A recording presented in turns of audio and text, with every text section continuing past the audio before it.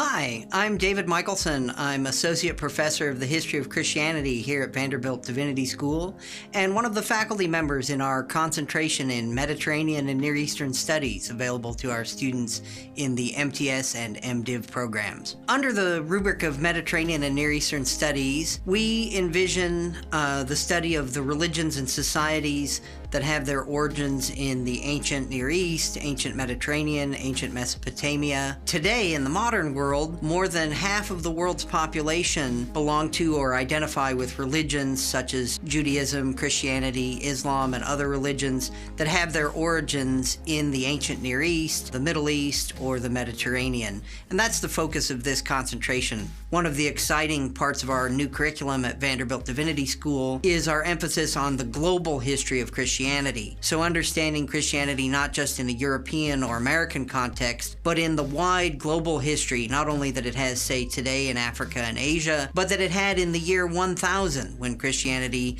also existed in China, Mongolia, India, Central Asia, and understanding the long history of interaction with other religious traditions that Christians had both today and 1,000 years ago. Let me give a couple of examples that often come up, say, in the first semester of our curriculum with students who are newly encountering the study of Christianity in a global context. I find that students are often surprised but delighted to discover that while we might think of Christianity as primarily a European or American religion, that in fact that this is a mistaken impression, and that there's ancient Christianity, which we can see flourishing in the 4th century in Africa, which has its own cultural traditions that continue to the present, or finding similarly Christianity flourishing in 7th and 8th century China with its own cultural trajectories that are engaging, for example, with Buddhism, that students really had not imagined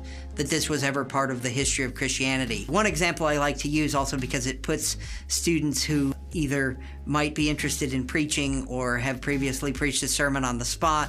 is that in the Syriac churches, Syriac is a dialect of Aramaic widely used in the ancient and medieval Middle East, almost all preaching that was done in the Middle Ages was done in verse form. So if a preacher was going to give a sermon, the first step was not just to write the sermon, but also to put it into a piece of poetry. So I say to the students, if you think writing a sermon is hard, imagine if also your sermon had to be in poetic form. On the flip side, having myself sat through many sermons and maybe even been guilty of giving a boring sermon once or twice in my life, think about what it would be like if your religious experience involved primarily sermons and homiletics that were done in poetic form. I think that's one interesting example of something in the global history of Christianity that might be able to be fruitfully retrieved for today.